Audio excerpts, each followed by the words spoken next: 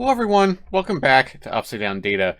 Today I want to introduce a new model I've been working on, which I'm calling the Plausible Range Forecast. If you like the content, remember to subscribe to the channel, give the video a like, and follow us on Twitter.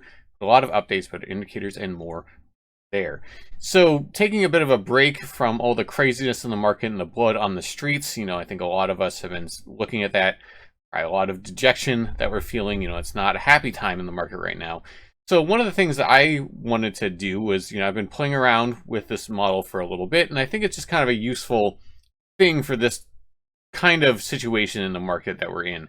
And so what I'm trying to accomplish with this model, the goal of it, is to be able to give a realistic forecast of where price might be expected to be in the next day. So this is a model that tries to project possible prices for the next day, and it does it in a range. It's not trying to say the price will be X. That's basically impossible. That's not its goal. Instead, what it's trying to do is say probabilistically, or most likely, in a realm of plausibility, where could we expect price to be, and where might it go if it ends up being really bullish, shooting to the upside, and what might be kind of the lowest it could plausibly go if it ends up collapsing.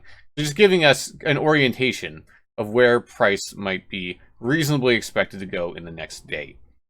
So let's break this down a little bit about how what this is doing, what this is telling us. So, this is a little bit of a messy graph right here. This is showing kind of the entirety of what the model produces all in one graph. Let's break it down a little bit, and then we'll zoom in also to see it more close up in a minute as well. So first, I'm just going to strip away that stuff, just start off with the Bitcoin price. Here it is.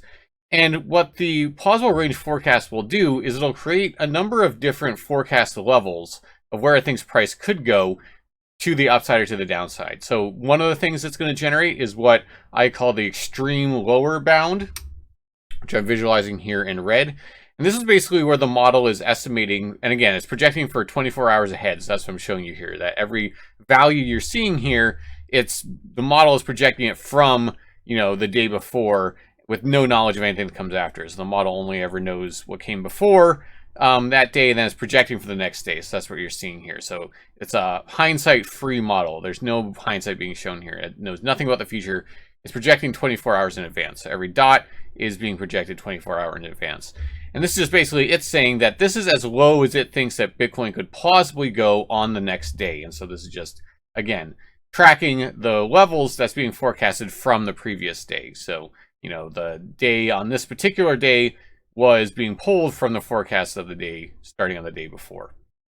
And so you can see it does a pretty good job of hugging kind of, the underside of the Bitcoin price, which is, more or less what you'd expect to happen with a forecast model like this.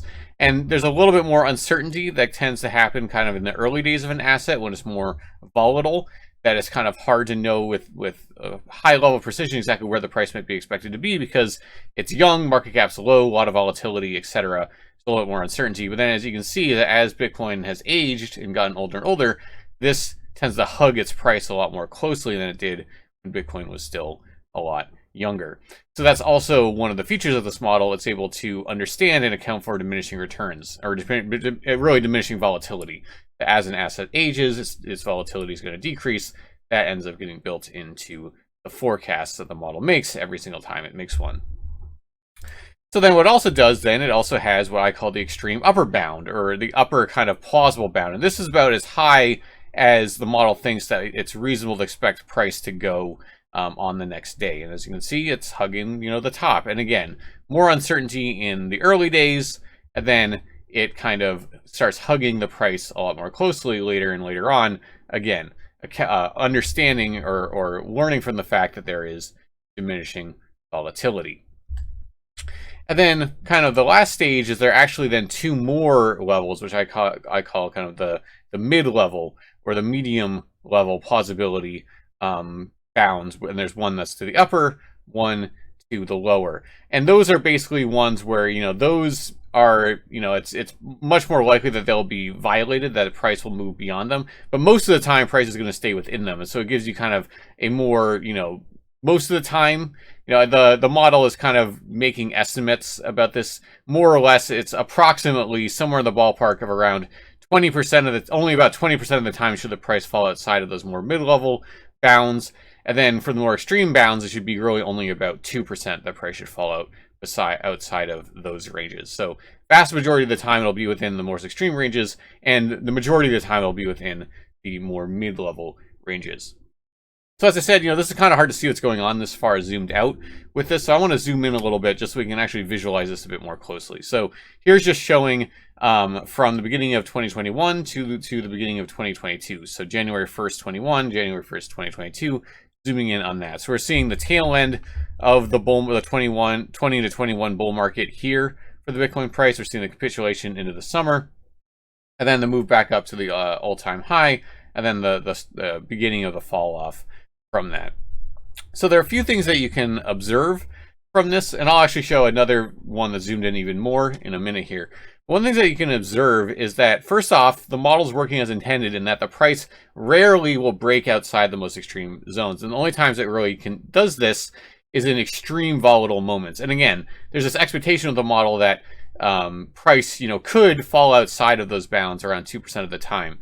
And so that's, what's going on. The reason why I don't try to plot anything beyond that is that once you get to the super far extremes, it becomes a little bit hard to know where to place those boundaries, and so it looks a little bit wonky.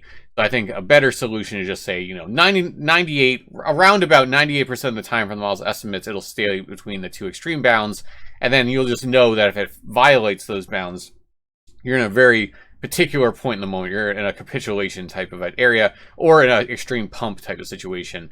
And that's also useful information to have. And so you'll see that the only times that it ever actually breaks out of those really extreme levels are those really extreme moments. This is the Elon candle, when Elon Musk announced that Tesla had been buying Bitcoin.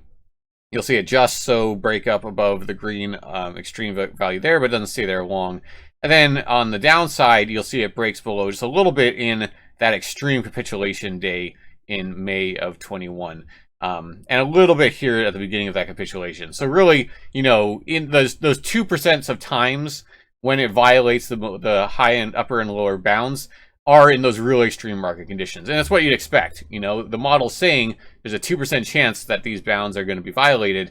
You would expect that those 2% of the time are going to occur on those really extreme days. But you'll notice that the vast majority of the time, as is intended, the price is falling within the boundaries. And again, these boundaries are being predicted the day in advance. So they're not knowing anything about the price action on the day that's actually forecasted. It's a 24-hour forecast. It's looking into the future.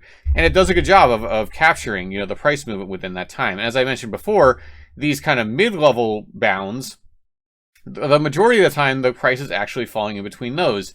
But then again, there's supposed to be about a 20% likelihood that price will violate those, and that will happen. And then oftentimes when that happens, price will then move down, either bouncing off of the more extreme ones or kind of sitting in between those. So I think this model is useful for a few things, and I'll show another kind of close-up view here as well. This is showing from October of 22 through the present day right now. A lot more movement to the downside.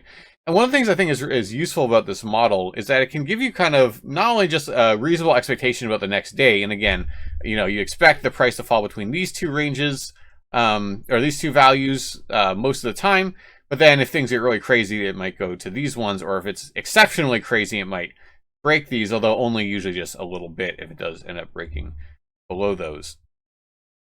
And so one of the things I think is useful is it can visualize to you kind of what state the market is in. And so let's take the more recent kind of sell-off as we really started dropping down to this lower range, down into the kind of the 29, 30K range, and then this ultimate capitulation we just had more recently bring us all the way down to 20K.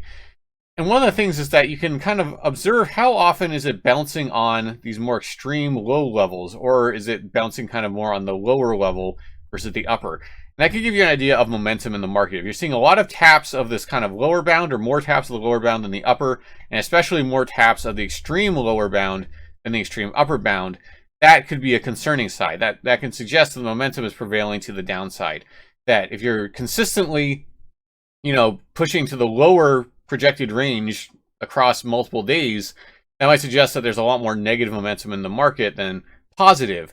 The asset is more likely to surprise to the downside to the upside. If that's happening, that's probably an indication of weakness. And oftentimes you'll actually see that if you tap the most extreme bound to the downside, there's continuation that follows.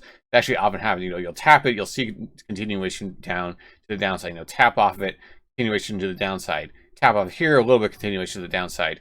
When you get to those extreme levels, you'll also see, and then also to the positive, you tap the green, you tend to see some continuation to the upside. So that can be another signal that you can see from here, that when you get to those really extreme levels, if it ever taps those extreme levels, oftentimes there's some continuation that can happen as well.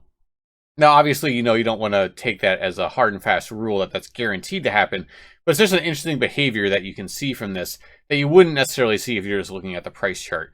Just to give you levels to watch and some indication of maybe where momentum is. Both looking at, is it consistently kind of surprising to the downside or pushing more towards the lower bound of the model? And especially if it starts tapping the extreme levels, oftentimes continuation happens, and that can just be another indication of negative momentum or positive momentum if it's tapping the upper most extreme bound.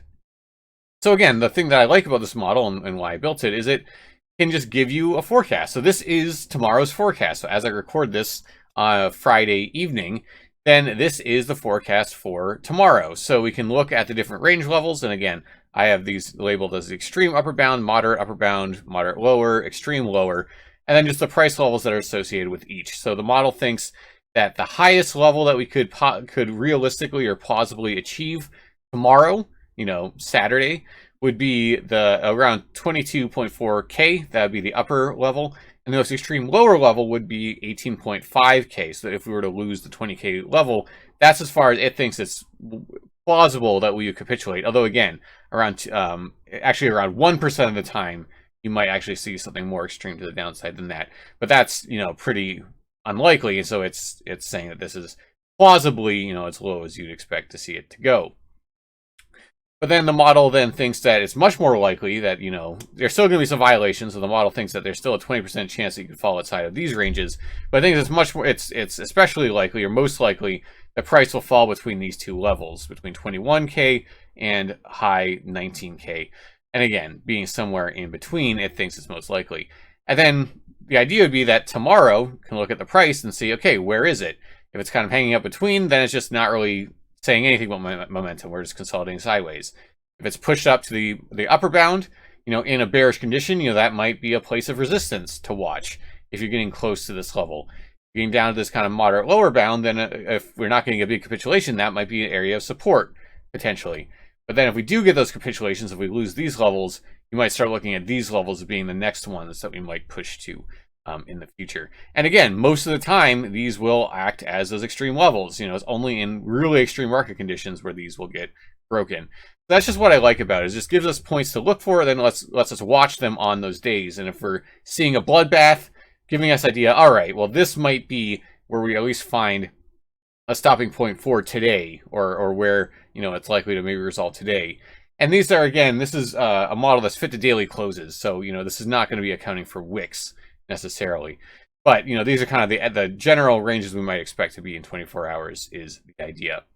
So that's the range forecast model. And the thing I really like about it as well is that it's an asset agnostic model. What I mean by that is it's not specific to Bitcoin. So I'm showing you Bitcoin just because, Bitcoin's the biggest asset in the space, the one that people watch the most.